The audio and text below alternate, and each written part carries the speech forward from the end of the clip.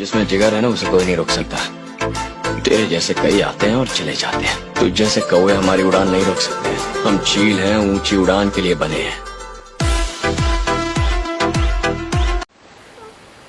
मिल योजक बोल कि बांझ बुरांस और काफला भी ठेका पनवा जब बहरा ठेकेदार वाला बांझ बुरांस और काफला ठेका पड़ हमूलिया कौन को खड़ो कि कति रुपए किलो जोना ये बांझा बहर कद गए दिन साहब यू दिन आएगा।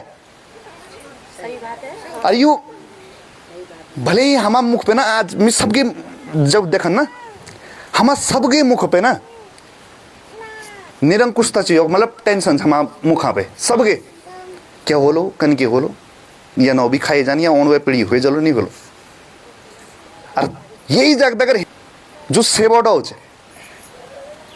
पहलो सेबो को डो या उत्तराखंड में हुआ चौबटी ना पार रहा खेत वक हुआ वक बे हिमाचल गो हिमाचल वहाँ लपू घर कुड़ी बड़े से बड़ा हुआ दिन हमारे वो जग ये सब चीज राजधानी गैरसैंण से है। आज एक बच्चे का जन्म होता है कगजान। सरकार हर मोर्चे पर फेल है, चाहे बहन बेटियों की सुरक्षा हो, चाहे पेपर लीक से बेरोजगारों का भविष्य या बेहिसाब खनन से पहाड़ों की बर्बादी। जनता का सब्र अब जवाब दे चुका है। भ्रष्टाचार और अपराध की इस सरकार से अब कोई उम्मीद नहीं। इसलिए राज्य बनाने वाला उत्तराखंड क्रांति दल अब एक ही मांग करता है कि उत्तराखंड में राष्ट्रपति शासन तत्काल प्रभाव से लागू हो। जय उत्तराखंड। आजकल हमारे बहुत सारे समर्थक पेजेस बने हुए हैं और काफ़ी सारे समर्थक जो हैं उन्हें चला रहे हैं, पर उन्हें बहुत सारी थ्रेट्स और धमकियां आ रही हैं। और ये धमकी हो सकता है आप लोगों के लिए बहुत नई चीज़ हो, पर हमारे लिए ये आम हो चुकी है।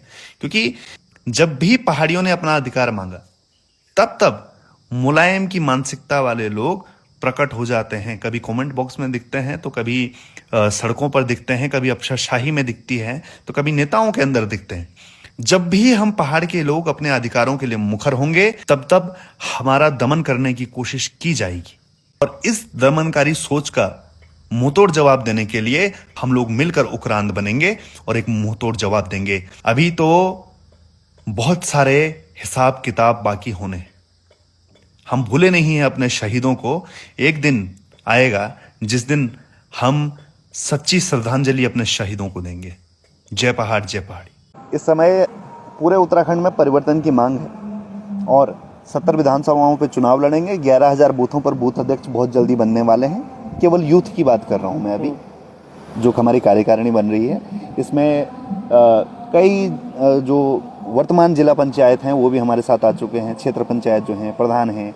एक बहुत अच्छी टीम आपको ज़मीन पे देखने को मिलेगी और निश्चित तौर पे हम लोग अभी काम कर रहे हैं। थोड़ा सा समय और लगेगा, पर चुनाव आने से 6 महीने पहले करीब हम बहुत मजबूत स्थिति में होंगे संगठन के स्तर पर। कांग्रेसी विधायक तिलकराज बेहड़ का एक शर्मनाक बयान कि गैरसैंण को नहीं बनाना चाहिए राजधानी और स्थायी राजधानी जो है वो देहरादून को होना चाहिए। ये कहीं ना कहीं राज्य आंदोलन के दौरान पहाड़ विरोधी मानसिकता जो कांग्रेस लिए हुई थी उसको दर्शाता है कि आज भी कांग्रेस के विधायक सदन में ये बोलने की हिमाकत रखते हैं। गैरसैंण किसी के लिए जगह हो सकती है, पर हमारे लिए भावनाएं हैं, हमारे लिए संघर्ष का प्रतीक है। गैरसैंण के लिए, इस प्रदेश के लिए 42 से ज्यादा जाने गई हैं। हमारे लोग कुर्बान हुए और कई लोग अभी तक संघर्ष कर रहे हैं। ये इतना आसानी से बोल देना इतनी बड़ी बात, कम से कम पहाड़ हितैषी होने का परिचय तो नहीं देते। इस प्रदेश की जनता को यह समझना होगा, राजधानी गैरसैंण का बनना मतलब एम्स का गैरसैंण में बनना, जो आज पलायन का माहौल बना दिया गया है कि शिक्षा के लिए भी पलायन करिए, स्वास्थ्य के लिए भी पलायन करिए और रोजगार के लिए भी पलायन करिए। ये सारे समाधान गैरसैंण राजधानी से निकल सकते हैं। शर्म आनी चाहिए आपको इस तरह के वक्तव्य देने से पहले। पटवारी भर्ती घोटाला 2003 में भी हुआ था और उसके दोषियों को कोई सजा नहीं मिली। इसलिए जब भी पटवारी की भर्ती आती है तो कुछ ना कुछ घोटाले, कुछ ना कुछ पेपर लीक से संबंधित चीजें हमेशा चर्चाओं में आई है। पटवारी यानी पहाड़ की इकाई। यदि पहाड़ की इकाई में ही दूषित लोग आएंगे तो पहाड़ का भविष्य आप समझ सकते हैं कि क्या होगा। हमारे युवा जिनकी उम्र तैयारी करने में ही गुजर गई, और हम देखते हैं कि हर बार उन लोगों का चयन यहां पे होता है जिनकी जमीनें हाईवे पे कट रही हैं, जो केवल और केवल यहां पर स्थायी निवास प्रमाण पत्र बनाकर यहां के हक हकों पे डाका डाल रहे हैं। और यदि आपको याद हो बहन अंकिता भंडारी हत्याकांड, तो उसमें सबसे पहले एक पटवारी ही था जो कि अंकिता के परिजनों को गुमराह कर रहा था। मैं युवाओं से कहना चाहता हूं कि केवल सड़कों पर उतरने से कुछ नहीं होगा। यदि आप इस पूरे षड्यंत्र, इस पूरे भ्रष्टाचार को खत्म करना चाहते हैं, तो इसके लिए आपको सत्ता बन के उभरना पड़ेगा। तभी आप इस पहाड़ को एक बेहतर भविष्य दे पाएंगे। जो संघर्ष हमने किया है उत्तराखंड के लिए, ये विरासत हमारे सामने आ रही है। हमें बड़ी खुशी है आज का नौजवान इस आंदोलन को संभालने के लिए तैयार हो गया है। ये हमारे बेटे के सवाल है और संघर्ष से जिसने पहाड़ी का नारा दिया है, गर्व करते हैं नौजवान से जिसने हमारी विरासत को और आगे बढ़ाएगा। हमें पूरी विश्वास है कि आप इस प्रदेश का युवा नेतृत्व जाग रहा है। आप लोग आपकी देश में धन्यवाद देता हूँ।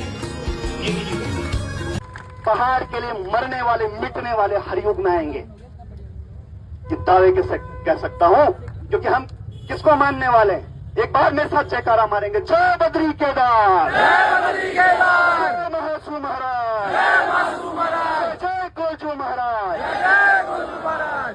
एक बात और है, पूरे देश के लोगों को पहाड़ से प्यार है पर पहाड़ियों से नहीं। ये मैं स्पष्ट बोल रहा हूँ। इसके पीछे कारण है, मैं आपको बताता हूँ। आप सेब हिमालय करके कैंपेन चलाइए, देश के कोने कोने के लोग आपके साथ आएंगे। आप पहाड़ को साफ सुथरा रखने की बात करिए, देश के कोने कोने से लोग आएंगे। पर आप पहाड़ियों के अधिकार की बात करके देखिए, मूल निवास की रैली में कितने लोग देश से चल के आए कि पहाड़ी अपना अधिकार मांग रहे हैं। क्योंकि पहाड़ पे रहना हर कोई चाहता है, पर पहाड़ पे पहाड़ी बसा हुआ है। तो हर किसी को ये लगता है कि काश इसकी जगह मेरा घर होता है, काश इसकी जगह मेरे बगीचे होते, काश ये जमीन मेरी होती। तो पहाड़ों से तो प्यार है पर पहाड़ियों से नहीं।